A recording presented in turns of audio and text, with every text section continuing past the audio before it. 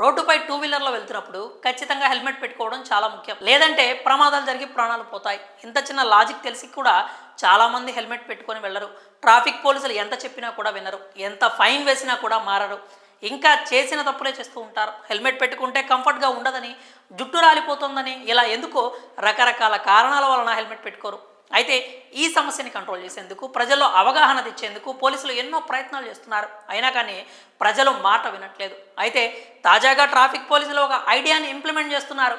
Helmet ధరించి bikes నడిపే వారికి గిఫ్ట్లు ఇస్తున్నారు. అవి కూడా చిన్న చిన్న గిఫ్ట్లు కాదండోయ్, టీవీలనే ఇచ్చేస్తున్నారు.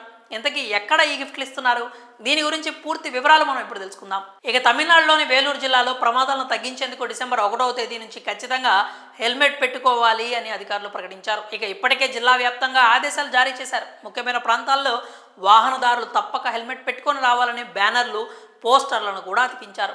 ఇంకా వీటితో పాటు జిల్లా వ్యాప్తంగా ట్రాఫిక్ పోలీసులు కొన్ని అవగాహన కార్యక్రమాలు కూడా చేశారు. హెల్మెట్ ధరించి వచ్చే వారిని ప్రోత్సహించే విధంగా పుష్పాలు, చాక్లెట్లు, బొమ్మలను అందజేసి స్వాగతం పలుకుతున్నారు.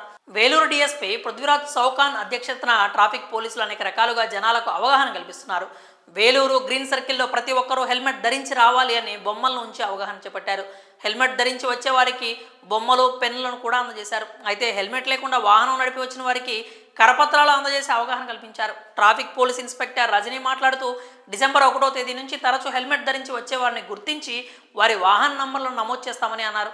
అంతేకాకుండా వారిని లాటరీ ద్వారా సెలెక్ట్ చేసి వారికి పెద్ద ఎల్ఈడి టీవీని గిఫ్ట్గా ఇస్తామని తెలిపారు. ఈ విధంగా ట్రాఫిక్ పోలీసులు వేలూరులో ట్రాఫిక్ రూల్స్ పాటించే వారిని గిఫ్ట్లతో ప్రోత్సహిస్తున్నారు. ఇక ఈ విషయం గురించి మీరేమనుకుంటున్నారో మీ అభిప్రాయాలను కామెంట్స్ రూపంలో తెలియజేయండి.